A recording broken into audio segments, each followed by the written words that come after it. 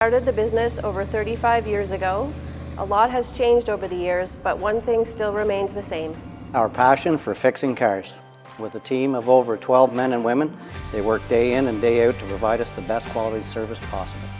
From light and heavy duty vehicle repairs and maintenance work, diagnostics and racing transmissions, performance parts and Jeep upgrades, automotive detailing, used car sales, and towing through our sister company, AC Towing. Our team has the knowledge and understanding to solve all your vehicle needs while putting your mind at ease. Experience the Ogilvie difference. It's worth the drive.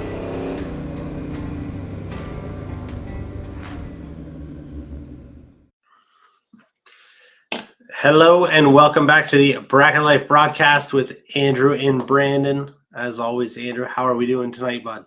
We're doing good. We're doing good. We're excited to be here. It's a Monday that feels like or Tuesday that feels like a Monday. So, long weekend. I caught that a couple times today. I'm like, I'm making plans for my week, and I'm like, oh, we're already 1/5 of the way done.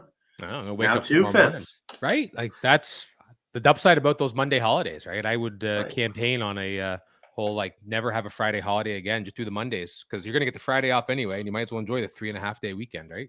I like it. Before we kick off the show, tonight's sponsor, as you saw from the video, Ogilvie's Auto and Fleet Service, located in Jasper, Ontario. If you did see the Bracket Life post last week and Rachel's post, we are slowly moving there.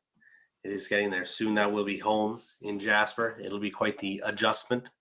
So that's all right. That's all right. It'll be fun. Ogilvie's, it is exciting. Ogilvie's Auto and Fleet Service not only fix all light and heavy duty vehicles, also a dealer for FTI Performance Transmissions, Jones Transmission Pumps, K&R Performance Engineering, Portatree, and Raystar Wheels are the main core, I guess, for the performance side of that, for drag racing, for what's relevant to us. But anything and everything, whatever you need, shoot a message over. Visit their website, ogilviesauto.com, for more information. Check that out, or send a message over here. Send it to me, send it to Bracket Life, send it to Rachel. You can message Andrew if you want. He'll steer you in the right direction. We've done that already once, right? That's right. Yep, that's right. If you are tuning in live, be sure to comment. Let us know where you're tuning in from as we get onto the show. Mike Doe, always on it, letting us know. Mobile Life RV Center Race Team, always in the house, checking that out. So chime in on the discussion. Let us know what you think. Let us know about your accomplishments and whatnot now that we have all kind of started to get back on the track, rolling. Jerome, here we go. This will be a good one. This will be a good endorsement. We'll see how many members we can get from tonight. And then, the Super Tour will throw the sponsor over this way. bracketsupertour.ca/membership this weekend. We'll talk about it more at the end of the show. That's kind of the main topic is what we're excited for next weekend. Naperville Dragway. We're heading there for the first Super Tour event. Sign up membership. It's only $100. Pretty sure it's only $100 each. Somewhere around that point. Great turn back or great payback too, right? Like it's deep. So I want to say it goes 15. I'm not sure if it goes 20 spots in Super Pro, but the beauty part is by the time we get that part of the show, we'll be able to look this up, have it on the screen, and be able to talk about it intelligently, right? Yeah. Exactly. So we will jump into the Canadian countdown now. We'll hit the partnered events that we have coming up. 660 Sportsman Nationals.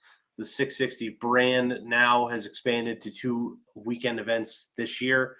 As we've talked about before, flyer for TMP been out a couple weeks, Toronto Motorsports Park. June, I didn't honestly write the date down. I looked at it. I want to say 16 to 18. June, yes. Yes, 16 to 18 for that, Toronto Motorsports Park. Friday 2K warm-up race, 7,500 to win Saturday, Sunday box, 2,500 no box. Friday shootouts, 5K stock, super stock, 5K juniors, 5K no box, 5K box, and the Bracket Life brand high roller is 10K. Saturday night also has gamblers races. They just posted the Grand Bend Motorplex flyer, August 17 to 20. Thursday to Sunday then, right? Yeah. Yes. Add the extra day. Absolutely. So a couple of warm-ups there. The shootout list is not full. Yeah, I know for that one, the Friday night shootout is box 10K. The rest are 5s. And the Bracket Life high roller will be 20K plus a guaranteed 5K race on Saturday night. So shootout lists are open for that. You can go check those out. Shoot them a message. Shoot Drew a message. Get your name on the list. I am set up for sure for the TMP deal. Grand Ben went up in the air, obviously, as we've spoke about. But yeah, it's exciting for those. I talked to Travis today from TNT Motorsports, the classic bracket races. It's a shame I'm not going back to Edmonton, Andrew. not this year. Not this year. Not this this year. We're not for sure here on this. This is not set in stone, but not forever. But yeah. but for this year, it's not looking great. But that's all right. Yeah, that's all right. It gives you another year to get. Gives them another year to win some money themselves, right? Before you come out there and take it all. That's right. That's right. That's exactly it. Just trying to be a friend. That's those events too, and they're fun looking races, right? So Travis, they do a great job, promoting and then executing those events, right? By the sounds of it. So it's maybe one day I'll be able to get out there. Yeah, exactly. That whole deal is really cool. I really like the model Travis has set up. I like everything about it. That one, the shootout races for that right now, the Oil City deal is $20K for box and $7,500 for no box. Those fields, if there is enough interest, will increase. Box will go up to $30K to win, and no box will go up to 10. So I know most of the West Coast guys actually right now are actually watching Travis. They're live on the TNT page doing all, going over the shootout list. This was the last day to get your the shootout deposit sent in. Okay. Is what it was. So we actually just spoke about that before we got on here. Travis and I did that, we had double booked this. So that's all right. They'll be done, and then they'll be done here soon, and then we'll get all the West Coast dudes hopping over here. So we just need to run long enough to get them over. That's all you're saying, right? Yeah. Oh, geez, that's all right. Exactly. I know how to talk, so we can make that work. We definitely can do that. We will not run out of things to talk about. So as we said earlier, or we said in the last show, this one we will have both have been at the racetrack, for this event. So that was great. We went to Lustville Dragway. I did myself, Rachel. Yep. Cruise there. I drove both of our dragsters. The winners for the weekend, Julia Malcolm wins in junior. Was her first win in the junior, first race in her new car. Nice. So that was a cool deal. Won it over Katie Adams. So two young girls that grew up together at the racetrack, whose families race, their fathers race heavy into it. And so really cool for them to grow up together and then get run in the final. And then Julia get her first win. Super Pro was Dave Rennie took the win. Dave's on a tear. Absolutely. He's Super Tour champion last year. Back right at it. Wins the 5K. Picking up where he left off, right? Yes. And Pam won Friday in the Gambler. Pam won the Friday Gamblers race. Yeah. Exactly. So Pam and Dave Rennie just dominating over there, for the long weekend. Russ Frazier took the win in semi-pro over Stephen Ballantyne. That we only got to race there Sunday. We did sit in the rain all Saturday. We knew that's what was going to happen, but still, that's all right. Yeah, you messaged me about that and said you'd still rather sit in the rain, right? Yeah, because it's going to rain. Didn't matter what I was doing. If I was sitting at home or sitting on the racetrack, so there wasn't a place in Ontario that was dry for any stretch of time, right? So no. We have one result from Naperville Dragway. Sil Lalonde was posted up there, taking the win. Naperville Dragway. We got some results, actually a fair amount, from Mission Raceway Park going to BC. So, and the West Coast Coast you and I are hanging out in Ontario. We got some results from Quebec. Now we're going to BC.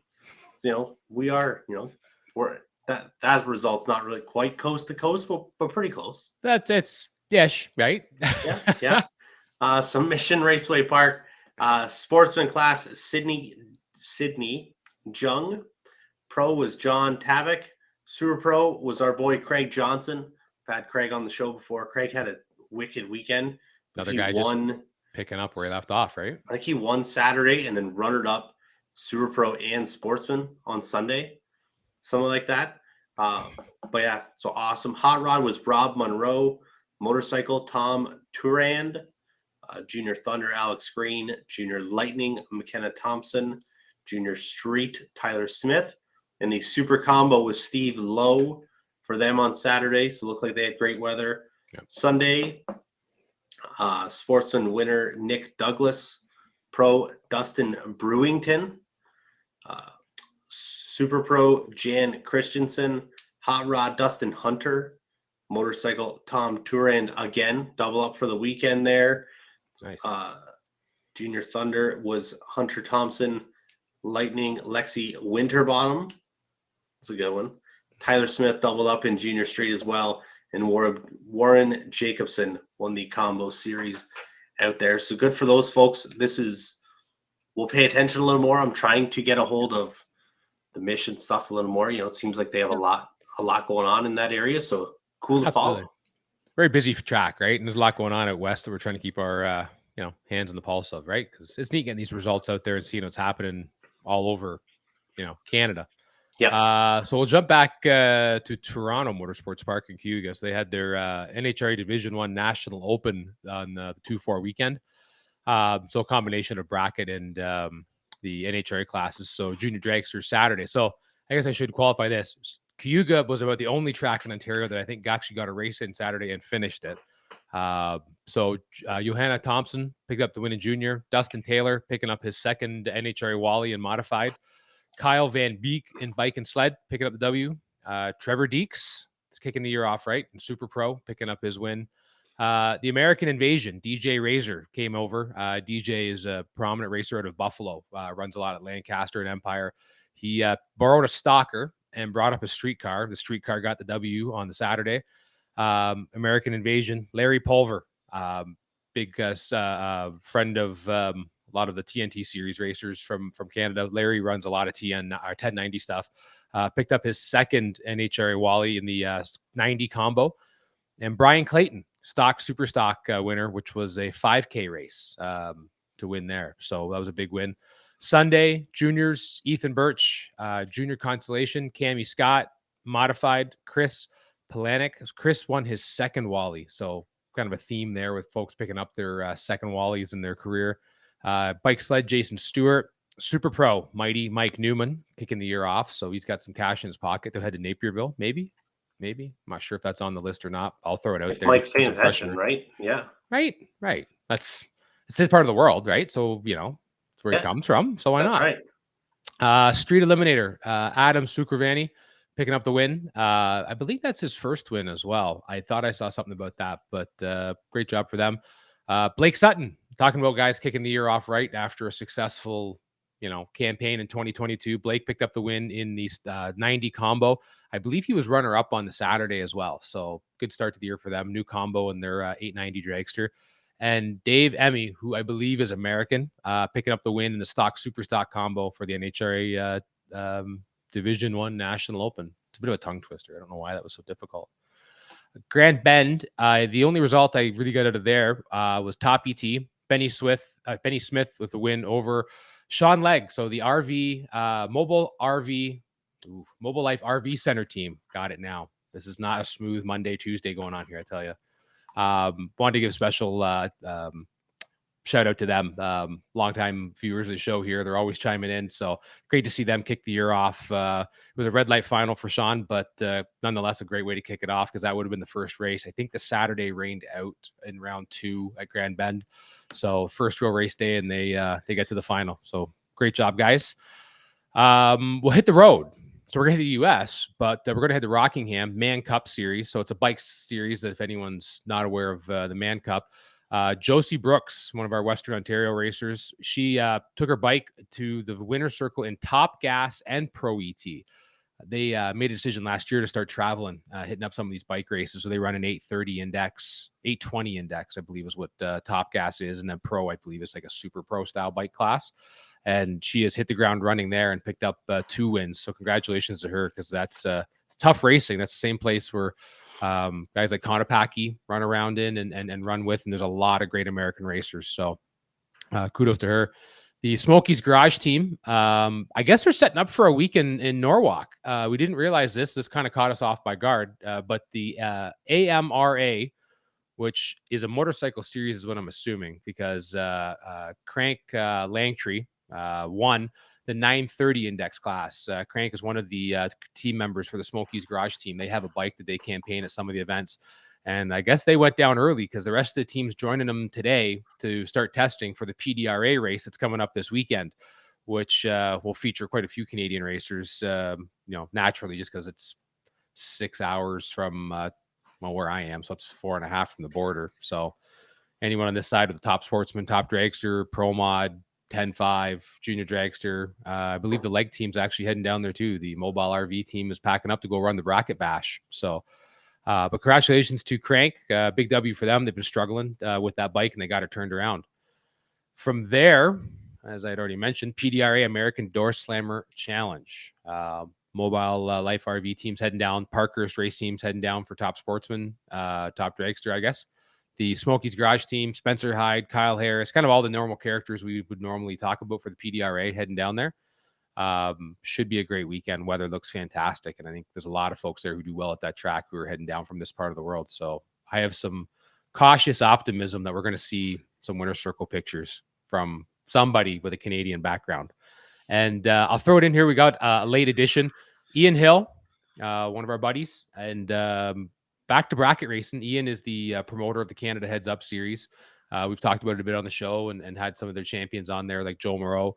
Ian went out and he said he's going back bracket racing a little bit, bought himself a bracket truck, took it to the track, made one hit, worked, took it to Lancaster, which is very much a hard spot to win in just because of the level of competition that is down there, and puts it in the winner's circle on the Friday night. I don't know if it's their season opener, but it was one of their points races. So good job, Ian. This is certainly going to be a fun year for him as he gets back into the bracket scene. And that, I think, wraps up the countdown. I believe it does. Yeah. Nice to have a lot to talk about. Yeah. And some stuff on this side, right? Right? Like we were talking about some of these things that I'm going through. I'm like, I feel like this is taking longer than usual. Well, yeah, because we're actually racing again. Yeah, we have Right? some results to talk about Yeah. here, right? So Yeah. but and 2-4, it's funny because 2-4 doesn't, it's kind of felt not as busy as it's been in years gone past, like over the last few years, but then again, the last few years haven't been normal by any means. Mhm. And I mean that kind of prior to COVID as well. But certainly was a lot going on, a lot of opening events all over the place, right? And great to see Canadians doing well. I know Mike Beard mentioned this on the last episode a couple weeks back, right? That we're almost manifesting these successes for some of our Canadian friends into existence, because there's certainly been a lot of Canadians doing well on the road, and exciting to see some of these big events starting to shake off and get rolling up here. Yeah, absolutely. I can't wait, man. I love it. I love that we're kind of getting into the stride now. Yep. For it. Yeah. Absolutely. When we went, obviously, like I said, we were at Luskville, rolled in, hung out. Just being at the racetrack is always exciting. Yep. I always enjoy it. Made it through, stayed dry for Saturday for the most part. It rained really hard there Saturday night. Oh, yeah. But that's fine. Got up, got the stuff out. The Ogilvie's rolled in bright and early. I tried to have my stuff out before then because, they didn't come till Sunday morning. And I knew that once it kind of got there, it was all going to had potential to get a little crazy. That's how it goes. So we had all our stuff out. We were actually pretty good. Took some time to let the track dry, let it get some heat into it from the sun. Fair enough. For a little bit. But yeah, got out there, little work the bugs out of the race cars and stuff like that. There wasn't very many by any means, but everything worked for us. Had a great time, had a great showing for what I felt was going on. Didn't get to the finals or take the win down, but drove really well, hit the tree very well. Even when when you were missing it and slipping a little bit, I think my worst lights, both of them when I lost in both cars, was 17. So that's what you're saying. Like, when you listen to that, I'll be honest with you, coming off the trailer and I'm losing my worst lights with a 17. That's the silver lining here is those aren't big misses. No. Right. To be kind of hanging your head about. Right. So kind of a good feeling to come off the trailer and at least have that level of competitiveness kind of immediately. Right. Yeah. When round one, because time trials were up and down, moving stuff around with Daniel's car a little bit. So then they gave us 3 time runs Sunday morning. It was good. I used all 3 of them and needed all 3 to get my stuff sorted out. And then round 1, you just kind of got into the zone, and hit the tree, drove well.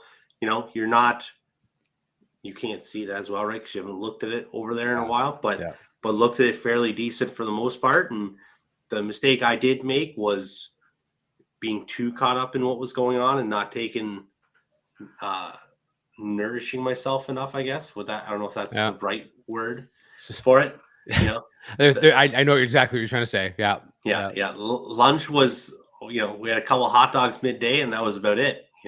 So then you kind of, I could feel it running out of steam. Like I could feel myself it was a mulligan race as well. So then for that, so we have the buybacks like normal, but you buy a mulligan at the start of the day, then you can use it anytime. So you lose at any point of the race, you just get back in. So we need to talk about that one. And I'll be honest with you, because Rachel brought this up, and we got speaking about this while you're actually away before the show.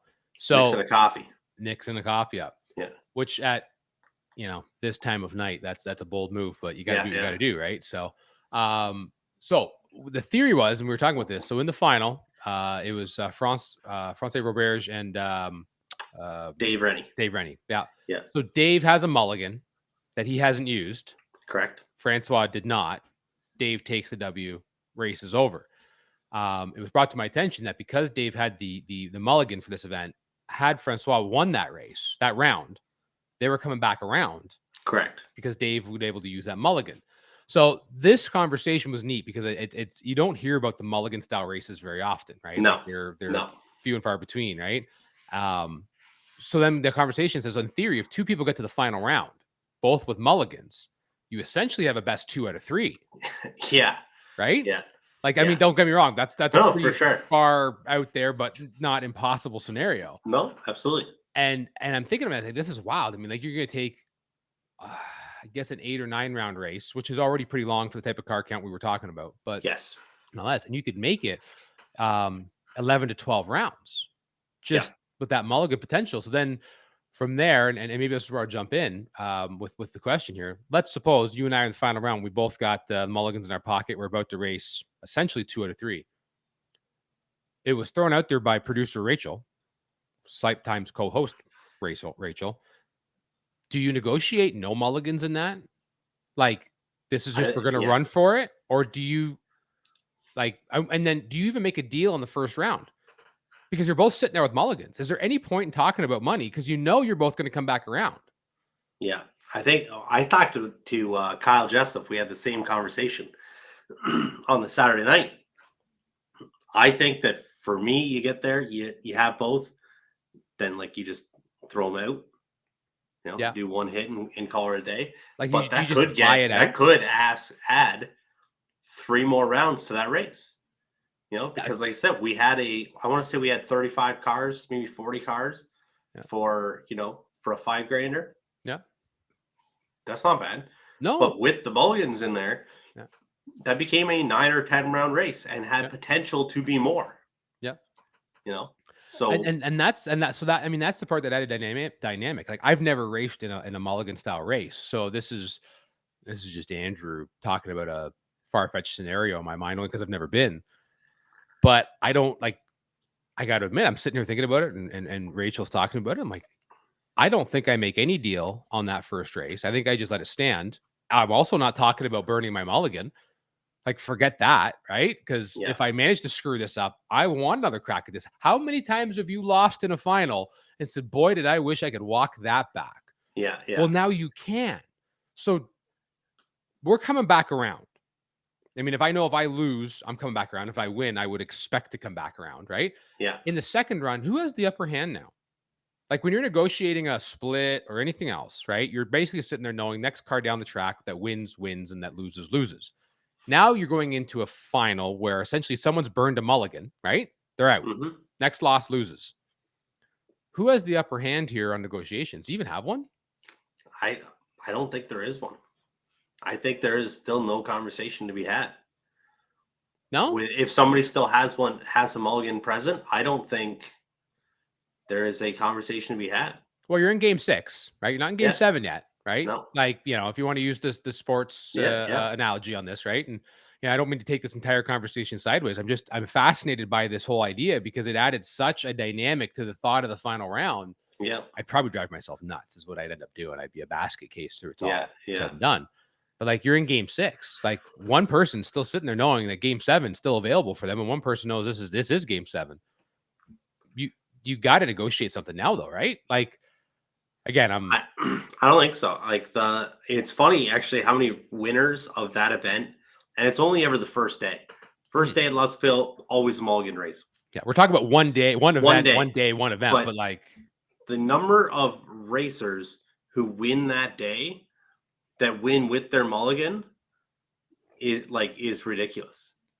I know, Really? like, so Dave obviously just did it, right? And then so that's a $5,000 final. Yeah. But how do you make a split with $5,000 if you have a mulligan in your pocket? You know, Well, like that's there's what I no kinda mean, conversation like until that. So that's how that goes. I won it.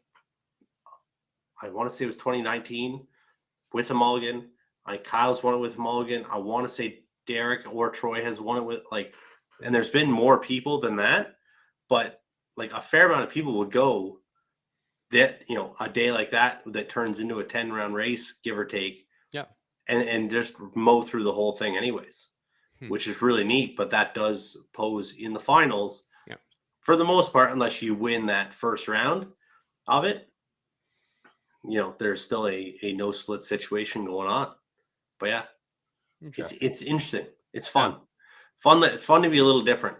Well, that's the thing, right? That was the part that caught me, was just that's a unique spot, right? And we've talked a bit about, splits and strategies and approaches, right? And we certainly have we personally have fundamental differences in how we approach this type of conversation in final rounds, right? I'm very business-like and going like, I've got overhead, I've got costs, I've got, I'm looking to cash out, and there's other people looking to pull the proverbial slot machine wheel and go, no. It says progressive jackpot says 20 grand to win. We're racing for 20 grand, right? Yeah. So everyone's different. I just added another dynamic to it. So I thought I wanted to bring that up. That was absolutely. It's a good conversation. I think it's neat to focus on. There's good and bad arguments for it, right? It makes for a longer day, this, that, whatever. But when you're for the first day of the year, that's all you want to do. For myself, that's what I just wanted to have done. I wanted to make as many runs as I possibly could, made a fair amount, and you're happy with it, right? But then this is something that anywhere could do to start out. It's, it's a little whatever keeping track of, depending on what your system is. But, obviously at Lustville, we use the ladder all the time. So you look at the ladder, okay, well, now we have whatever, I think the round of 6 dragsters, there was 3 door cars. We did that round. There was 5 dragsters and 3 door cars. I'm pretty sure, or it might have been 4 door cars, but it was the same deal. The ladder was the same. Yeah. I think it shuffled kind of the people around, but all the same people were on it because so many of them still had their mulligan at that point. Yeah. So then it, adds more to it, but you never know what you're going to get on a mulligan day. No, and that's I've seen those, some of the big money races sell that mulligan winner's pass, right? Where it's one person gets back in. This was the only place I've heard about where everyone has a chance to buy one, and by the sounds of it, almost everyone does, right? And consequently uses it, except evidently the person who wins it seems better chance that they haven't used it at all, right? Just a neat deal. Something interesting. Again, always neat to talk about and decipher these different ways of doing things, right? So exactly. It was funny. We talked about we were in the canteen Saturday night for a little bit, hanging out, and Arnie and Diane were in there, and we had asked, well, what do you get if you win with your mulligan, right? Does your mulligan carry over till next year? And that's Diane said to me, she said, I'll give you a nice pat on the back and say good job. And that's when, so I said, well, you don't always get that from Di, so so that's great, right? You'll take it. There's some value to it, right? Right. If you didn't have to use it, at least you got value for it still. Exactly. There you go. But right. Well, that's a good opening weekend though for you, right? That's considering the circumstances of what everything is. Weather-wise, that went down. It turned out well. It's fun. I did not want to come home, and not for the sake of just going home. Because I just wanted to keep racing. Yeah. and keep trying again. So that was good. Just Yeah. happy everything worked and happy we drove everything back in the trailer. Yeah. So yeah, No, some good plans call. coming up, and so that's exciting. Yeah. I took a little bit different approach on my end. I had intended to maybe go race, and to be honest with you, I feel like I made the smartest decision because I'm ahead on the list of things to not have to do the rest of this week, so I can go racing in Napierville for the Super Tour. But we ended up leaving Thursday night to go to Grand Bend for a private rental that was taking place at the Bend. Got to try out the new AccuTime system. Was very happy with. It worked good. Was solid setup. I mean, we were there testing. It was my two cars, my brother, Ted Barnes. I was gonna say terrible Teddy Barnes. I don't know why I've been calling him that all day today, but It sounds good. You've been right? ringing it off a bunch. I think so. Yeah, it works for me, right? I don't know if it works for him, but we'll find out We're in not a couple worried about days, right? Yeah, yeah. But yeah, we did test session with it because I wanted to get the stuff set up with all the changes we made to the Corvette, right? I mean, and not that they're huge, but big tire change with a big rim change, has a That lot of impacted a effects. lot too, right? Like that impacted. You had to move your ride height. You had to move a lot Just of rear suspension. Like it was more set up the same, but still. yeah. Well, and that's the thing, right? Like, how do you get everything back to where it was by fundamentally changing everything, right? So it was a lot of re-engineering, no pun intended, the wheel, right? But we knew what worked and we just needed to get it back there. And so it was nice to be able to go out and let go of the button and like it went straight, and it seemed to work pretty good. The Bubbas certainly were, the little Bubbas were certainly a little bit different of a tire than what I expected to have happen with the car. Cause even putting everything back to what it was, it reacted a lot differently, right, than what we were using with the Mickey Thompson 1533s that we had on it. So it was a good test day. Like the track worked in the way we needed it to get it done. The Mustang worked good. We rhymed off a couple of really good passes. Was not as stellar on the tree as I was hoping to have been, but that's typically day one for me all the time is come off the trailer. If my runs off the trailer could be rounds, I would be unbeaten. It's the second, third, and fourth run of the day that evidently I completely forget what to do. So, but we did something neat. So going back to our conversations with Matt Costable about practicing and then some of the ideas we had, what we ended up doing was we ran the majority of the day in test mode with dial-ins. Ted and I would go up with I had two different cars, but with his car, and we would just try different things. Ted spent a lot of time practicing holding numbers and how to scrub them differently. I spent some time essentially just working on, trying to see if the car was predictable enough to go dead on, like make a, bullseye prediction, but then hold some numbers and do stuff different. And I'll be honest with you, it was a neat way to practice. Like we talked about it a bit before the show.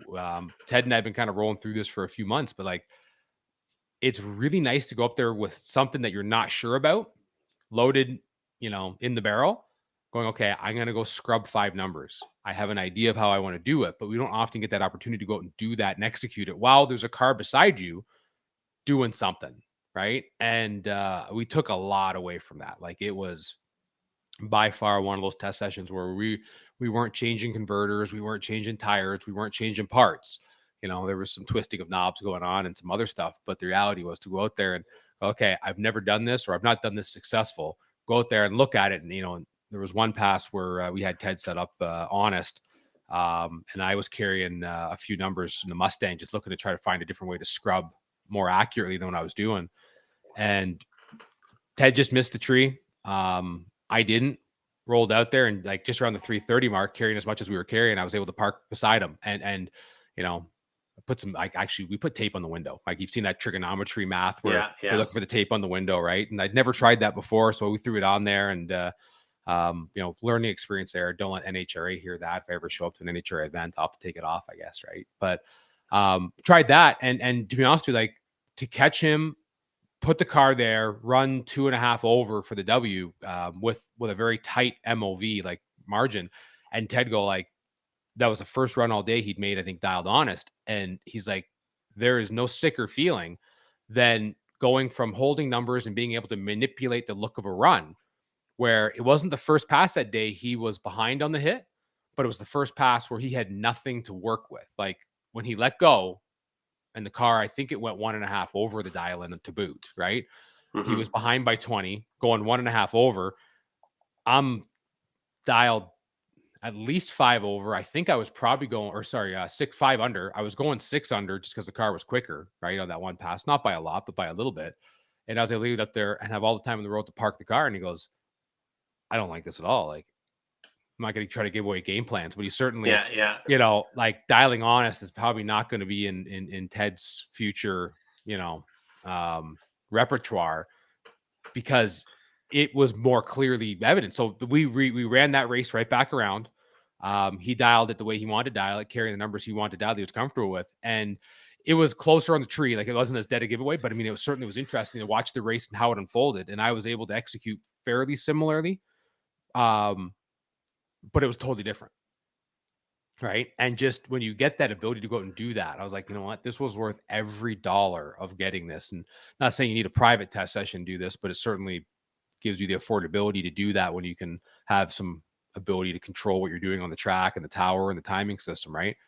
But boy, like, we learned a ton. We made 9 or 10 passes. I think I made 4 or 5 in each car type of thing, but took a lot away. And then we ended up packing up Friday night and coming home just because with the weather forecast, and we had a big genset issue. So the big generator decided, all that time you get servicing it beforehand, right? A fuel filter goes on it on the Saturday or Friday morning. So got to get this fixed. Not looking to deal with this as a problem, right? Yeah.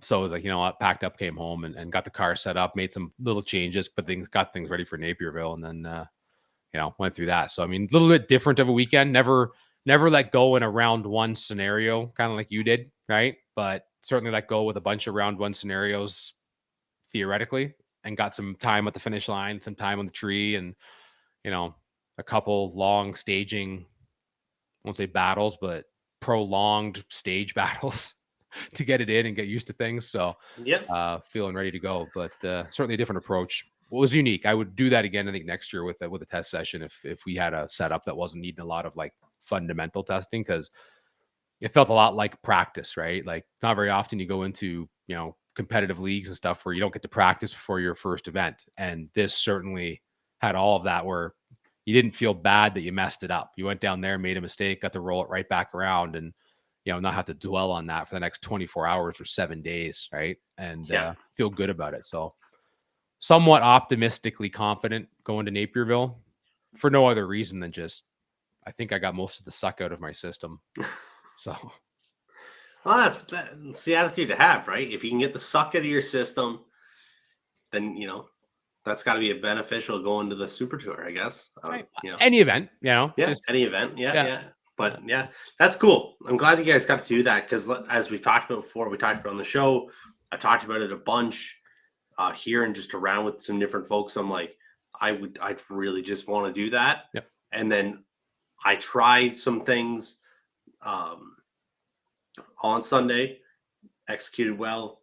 When, as I said, when I started mentally falling off at the end of the day, Yep. or after the long day at the track, then my driving did as well. I find that when you are trying to be on that, you need to really be more mentally sharp for it. And that's my own fault for letting it go away. But that's part of the process, right? You have to go through a full day, because getting back into it, it's a lot. To jump in, and then the 2 cars, because I wanted to race Daniels as well, make sure that's ready to go. He's coming this weekend to Napierville, which is great. Excited to see him, back in it. But I wanted to make sure that was running well for him. Yeah. Because we don't need to be dealing with any unfortunate things there and next weekend. Anything but so that was avoid.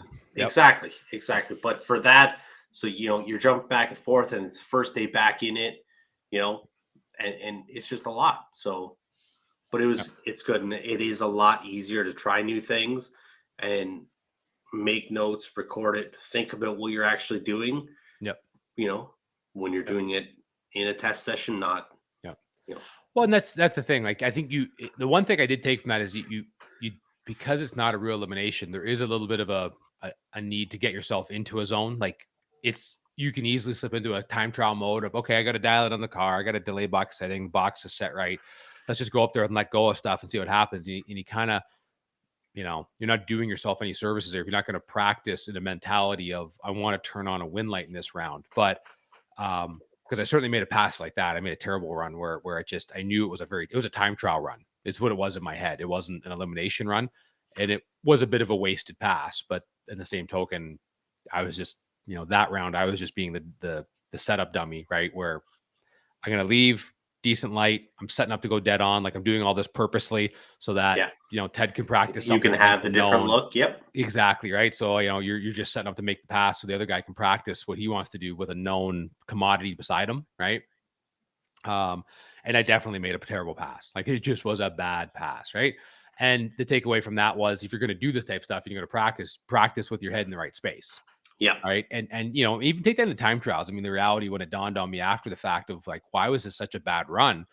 Well, it's because I didn't take it seriously. I took it like a time trial. And then you look at it and go, well, why do I treat time trials like that? Like, the reality is, if you're going to go up there and take a look at the tree and make a hit in your head, make this a practice run, like a real run, like make this worth something. Don't just waste this opportunity. Because as you know, when you get to the big events where you don't get these afforded to you, now it becomes real. So you might as well make every run worth something, right? Yeah. So lot learned from a mentality standpoint, which was neat. A lot learned from a execution standpoint, and it was just nice that everything worked. God, like that does help. Yeah, right. Like, other than the generator, which we fixed with a fuel filter from a 1981 Capri that came with a diesel engine. There you go. If you own an own, see, if you time about Capris. Right. If anybody out here is looking for a Capri, I got a Capri. It doesn't have a diesel engine. It won't fix your generator. Yeah. But I got a Capri. There you go. Right. That was a nice little segue into that one, wasn't it? Yeah. It just laid right in, laid right into it. So all this practice, all this getting ready for it. Obviously, we've said it a bunch of times on this already. Naperville Canadian Bracket Super Tour this weekend. Andrew's first time coming to Naperville. Yeah. So this is a neat one. I'm very excited. We're leaving a little bit earlier on Thursday. We saw the schedule update with looking to get on the track noon or 1 on the Friday for the Gamblers race. So I fully prepare to be there now Thursday night, I guess. 12 hours before. I love it. Yeah. I am not a show up same day and unload guy, just because I don't know why that does not work in my head. Right. So we're going to get there early. Super excited to get there. I've heard nothing but great things about the track from all my super stock friends who've gone to the National Opens, to everyone on the Super Tour that has talked about it. It's going to be a fun place to go. So having never been, and maybe there's other folks out there who are in that same boat, and I'm sure it would be nice if there's a couple in that boat like me heading out from this way, heading there. What's the inside info on Napierville? Help us out with that one. Or at the very least help me. Yes, I'm actually just getting info. When we were talking about it, I sent a message to Nick Brunet. Brunet family does own Naperville. Make sure that what was going on with the gate. Yep. If they had a set time that was all closed at, for the most part, shoot them a message. They do have a little kind of side area you can get in if you do show up later on, but there's lots of options to get in there. Lots of room out front. I have stayed out front before. I've got in and gotten through the little side gate and opened that up and got in, on my own as well. So, it's easy to get to. This drive, when you think about drives to a racetrack in Canada at least, or racetracks I've driven to, number one is Shannonville, is what it is. It's off the highway. You make 2 turns and you're there. Get off the highway, make 1 turn. 1 turn is what you're on 2 separate roads, and then you're there. Second easiest would be Naperville with the new bypass. I think it's looking through these messages here. I cannot. The 401 turns into 20. Okay. Highway 20, and then you take Highway 30, the bypass, 30 to get through. 15, something like yes. that. And very easy, right? Yeah. Very easy to get to. When you do get off the highway, same thing. 2 turns and you're in there. Yep. Simple.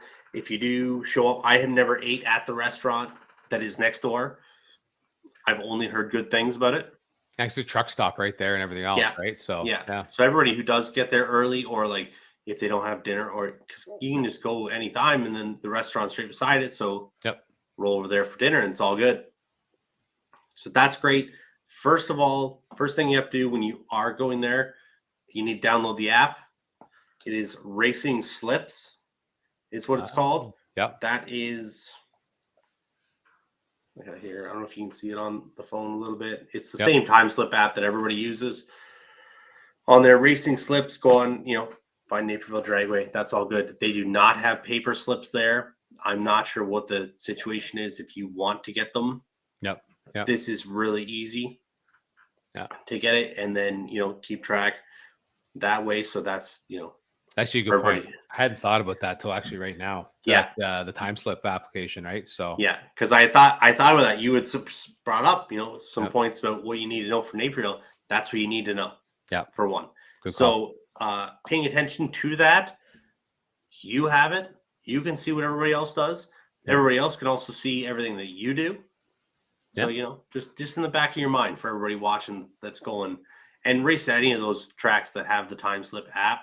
Right, you just scroll through and you can find out what everybody's been doing all day long. So it's worked great for the interviews we've had. The future people that we've interviewed, like Matt and Spencer. I mean, we were able to go back through and look at every pass they made and dissect that. Right, so take that information to the point of you got a ladder, you can see what's going on. Right, a little bit like NHRA where you've got a preset ladder. You have an ability to go on and find some info.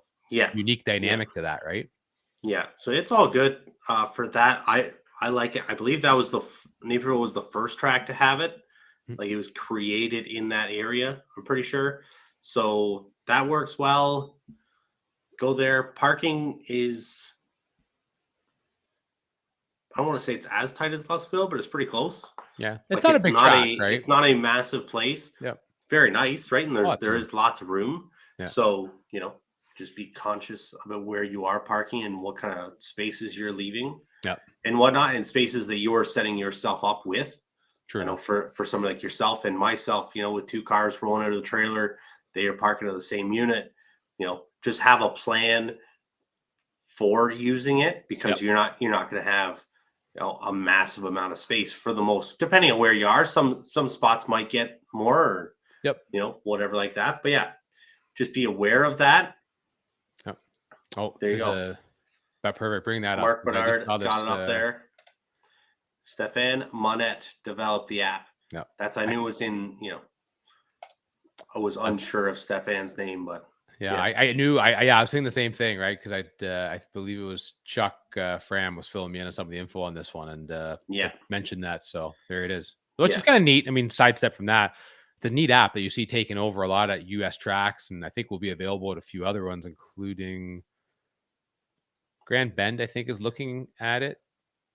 I don't know if that's. I just had heard that because I think it's they can run it with the AccuTime system they have as well, right? But so that's it's kind of neat to see a Canadian connection on that, right? Because you certainly see it down. Galot really pushes it. Bradenton obviously really pushes it, right? Yeah. So that's really cool. Yeah, Radtorque Raceway in Edmonton. That's what they use. That's set up. So yeah, it's all cool. It's all neat. But yeah, pretty much for Naperville, that's all. That's the mystery behind it. There isn't very much. Track is always on. I've heard that. It just sounds like it snails all the time. Like it's stuck. You're not going to get a bad surface there. Yes, exactly. So it's great. Yeah. What timing system they run there? Is it AccuTime or is it? Offhand, I'm honestly not sure. Yeah. I'm unsure. But I'm trying to think if I can remember looking what the tree looks like. Well, I don't know. I'm sure we can find that out before the end of it. But it's all good. Quite fast. I think in the messages there too, if you look, there's producer Rachel did provide us with the information for the points. We were talking about for the Super Tour. Yes. It's top in Super Pro points and top 10 in Semi Pro points. There you go. So for people who were here earlier, checking that all out. But yeah. So I'm not sure what timing system Naperville uses. Offhand, we could probably find out for that, but it all works good.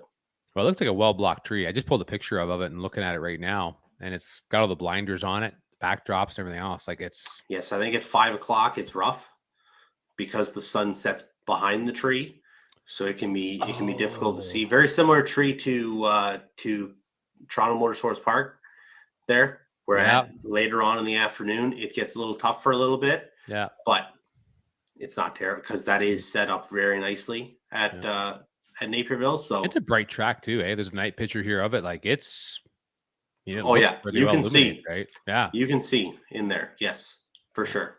There you go. Mark Bedard's got us with the Porta-Tree system at Naperville. Mark So- Bedard putting in work to be the MVP of the episode here, right? That's right. Mark knows what's up. I appreciate that, bud. Appreciate you paying attention. So that's all good. Well, but yeah, it'll be awesome. good. You're gonna have a great time. No, I love absolutely. going there. Love the experience. A nice like an old vintage kind of field track Yep. is what it Yep. feels like. So I really love going there, checking it out. It's staging lanes are compact Yeah. It's in there, the but type. like it's got a cool vibe to it when everybody's in there, right? Yeah. Just being in the Super Tour, anything like that, because it's the bigger races that we have in our area. Yep. But you know, getting everybody lined up and sitting in the lanes for a minute like that, it's really Something you can else. feel the electricity with it. I think but- I'm cautiously optimistic on the or excited about the bacon, right? Yeah. You know, Yeah. like That's- honestly, I'm bringing a buddy with me, Steve Martin, and like apparently I didn't talk to him about that, you know, and he He'll was figure it unaware. out. Oh, he's about to get a crash course in this, right? He will figure it out. Yeah. And I think Steve Martin's going to be the dude. Like he's going to really enjoy this bacon. Yeah. I know we Steve's keep gonna understanding this. If appreciate you've it. never experienced this, right? Like I really had no expectation on what this was going to be, but the Angers do a great job with an atmosphere for an event, Yeah. right? Yeah. And they certainly go above and beyond. And the whole atmosphere, like the Angers party, right? Like it sounds Mhm. like they're really selling a gimmick, but I'll be frank with you. Like it's a well put together, awesome deal that adds on to Yeah. an event, right? And the bacon is just outstanding. Like There's as a no bacon aficionado, other- I can't go wrong with that. Yeah, there's no other way to put it. No, none.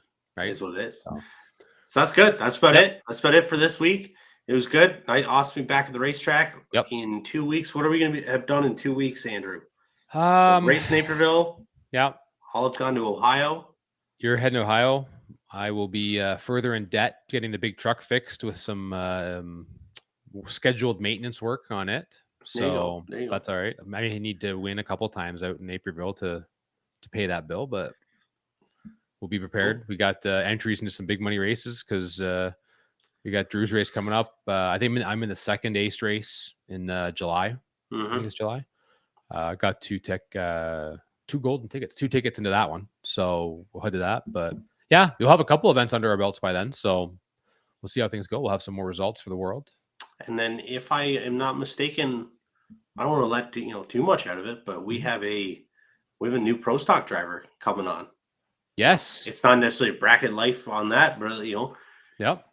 coming from the bracket side, jumping into pro stock. So that'll be NHRA 500-inch pro stock racing is about to have a Canadian driver. that's right. So For the that's first in time 2 in a weeks. lot of years. So So that's in 2 weeks. So pay attention to that. We'll be Yep. back. I just want to throw it out, Yeah. here. Good Harry way to lead on Olsen. that. I like that. Yeah, it is good. It is good. Good to, throw that in there. Wanted to give Harry a highlight. I appreciate him stopping by. He's busy removing the transmission. I hope you are going to have time, Harry, to reinstall your transmission for the weekend. Hopefully see you on Friday night, bud. But Yes. yeah, snuck that one in. 2 weeks. Brandon and Andrew were talking about going pro stock racing. So Well, if I hit Pay the Lotto attention. Max, maybe I'll be the one on the show talking about going pro stock That's racing. it, too. that's Oh, it. 2 Well, drivers on there. How awesome that would be. that's right. That's Yeah. right. It's exciting times over here. Before we do finish it off, early Father's Day gift. Ooh, that was neat how that came up Ooh, yeah. on the side there, busting Yeah. over. Shop Bracket Life Apparel. Check that out. Scan the QR code with your phone. Just get the camera out. Boom, scan it. Click the button. Check it all out. We just got a restock on its way for all our Wild Willie stuff. Since lots of methanol top lube, stuff like that coming in. So yeah, check it out. Awesome. I don't know when exactly Father's Day is. It's I June think it's sometime. June. I think it's the same weekend as the race at Cayuga, Drew's race. I think. But it's coming up, Yeah. right? It's never Who too doesn't- early to start thinking about that. Just like Mother's Day, it's never Who too doesn't early like to Bracket start- Life hoodies, right? Right. Bracket Life hoodies, all that other stuff. Yeah. hats, right? Everything. Dad's gonna love all those things. Yeah, they do. But all right, guys. Well, thank you very much. Thanks to Andrew for coming on again. Thanks Ogilvie's Auto and Fleet Service supporting us. Everybody else that checks it out every week or every other week when we come on here, we appreciate you guys hanging out with us, and we will see you guys all at a racetrack sometime soon. Good luck to everyone out there, and yeah, See you then. See us. Started the business over 35 years ago. A lot has changed over the years, but one thing still remains the same. Our passion for fixing cars. With a team of over 12 men and women, they work day in and day out to provide us the best quality service possible. From light and heavy duty vehicle repairs and maintenance work. Diagnostics and racing transmissions. Performance parts and Jeep upgrades. automotive detailing, used car sales, and towing through our sister company, AC Towing. Our team has the knowledge and understanding to solve all your vehicle needs while putting your mind at ease. Experience the Ogilvie difference. It's worth the drive.